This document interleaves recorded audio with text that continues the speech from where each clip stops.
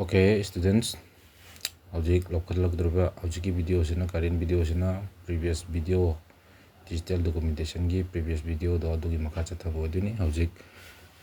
koi na mamang dan na gi video style kari no importance of style kari importance of style then category 6 different categories of styles in the koi naina gi ne object makha tara koi na object naina duji koi na tamgi style jing do kamaina sizinagani karama mongda sizinagani haibadune koi tamdije sida ko adana yengji sida styles and formatting haje koina formatting style sinar kan koi formatting mem tawduni hariba formatting tawbagi way jingdo kari kari lagi habdo sigi ps da ko sigi ps da naina minaje aduna sida there are many predefined styles in writer haven writer da kadawa hana semjala raba style mem yawri hariba already defined tawleraba styling do koi sizinage use toge access toge tadi koi method khara follow to mathau tai ahan method ta kamai sizinani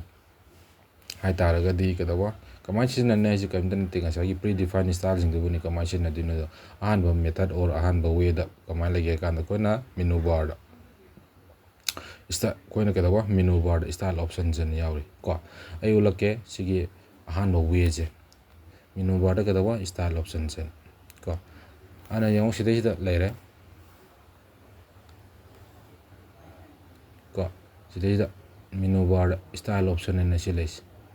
ko silai menu bar style option sinar kan da koina different style use to yana tholai mem style predefined style mem to ne yani ko aduga mathang dong yingji mathang dana mathang way dana kaino second way dana using style drop down list using style drop down list ana sigi using style drop down list jong yingji ulagyo using style drop down list sijini sida drop down list am lady ko hari jini style drop down list leji ana sida ju hari ba style gi drop down list sida sin koi kadawa okay select hari ba style gi drop down list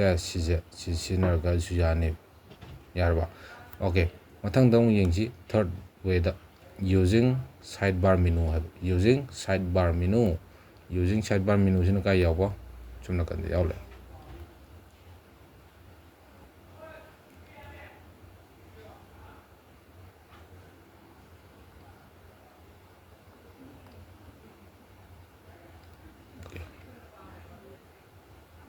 using sidebar menu ko sidebar menu je somda lo laigre agna F11 da nam gam ting okay chile using sidebar menu hoje chijene sidebar menu hoje ko ana sidai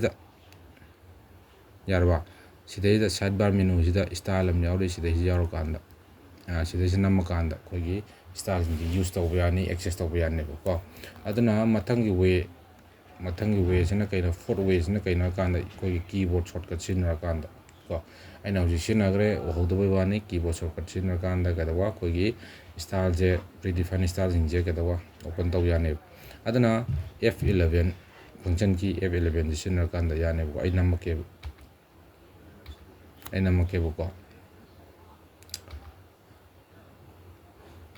to sida tholai ayo F11 namge mangre amu name F11 name tole yare ko sumaina koi gi four different ways da koi style predefined style je koi access tawra kan sina yani ha gps da lere jana okay maka tar koina hauji khangre style je karam way da sina ne ko ana mathangi ps da na mathangi ps na ke da applying style jang koina semi ba document da koi style je kaman apply to do no have laga this ana style apply to ge hai taraga di koi certain steps follow to mathau tai ko certain steps follow to mathau tai first step to ke heba select the text to be formatted nang na format to ni ba text to hana khallo hai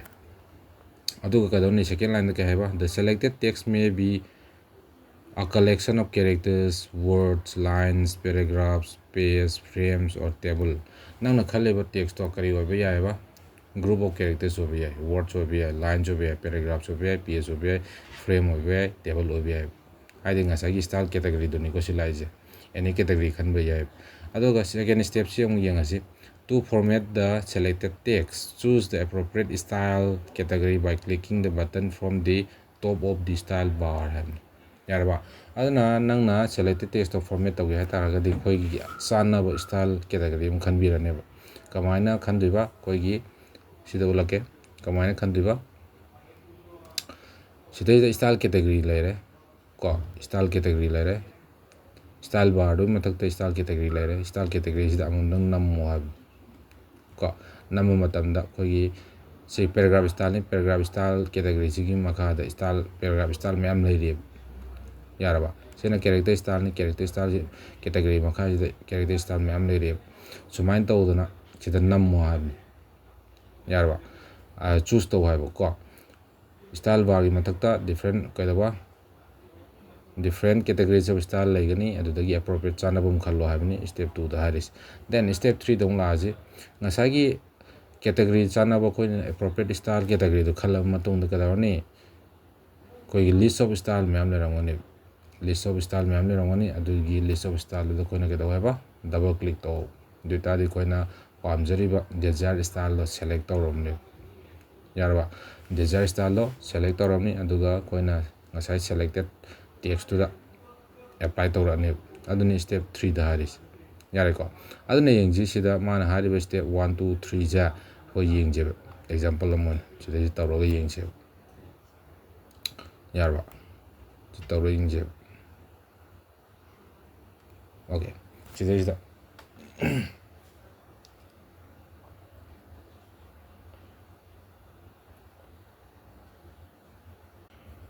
yengje ko koina koigi style je kamane apply to ge sida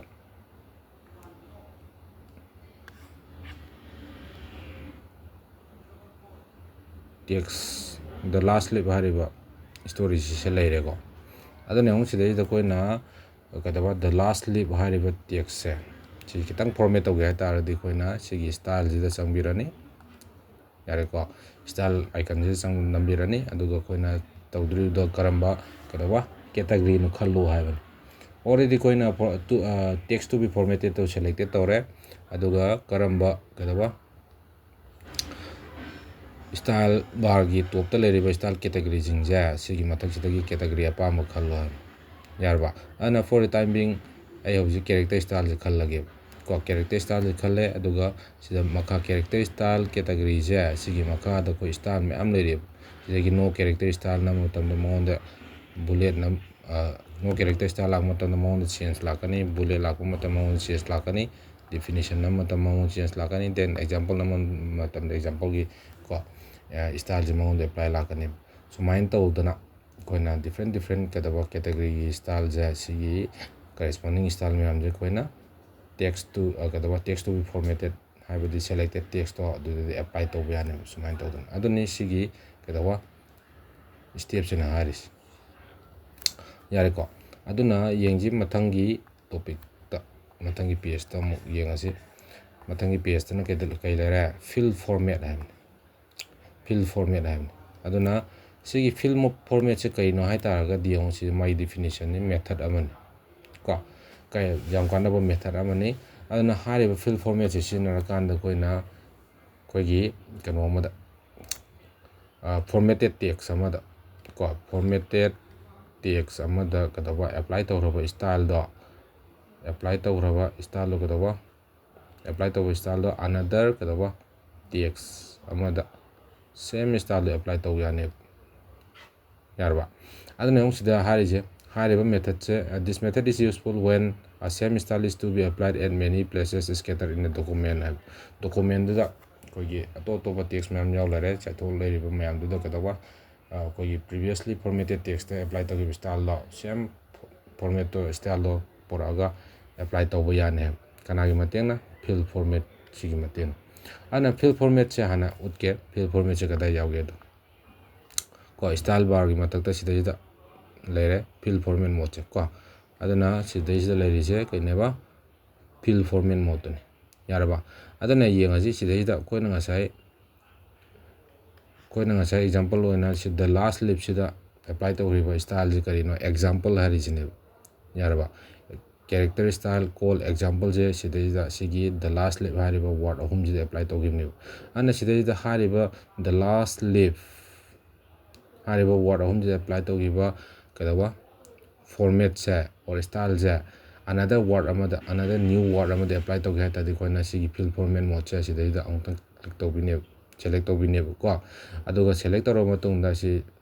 blue color na highlight lagani duita di si select toramne aduga main working area da lakpa matam da kadawa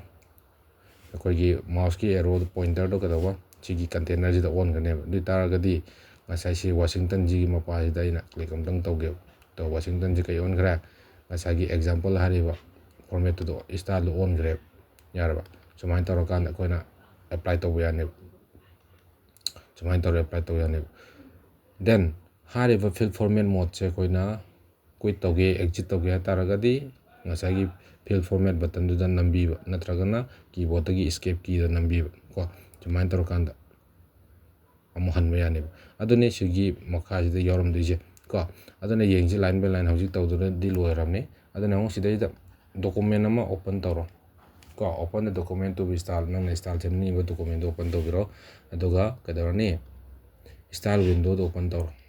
ko aduga style window open tore aduga kadarani select the desired style category apam style category khalani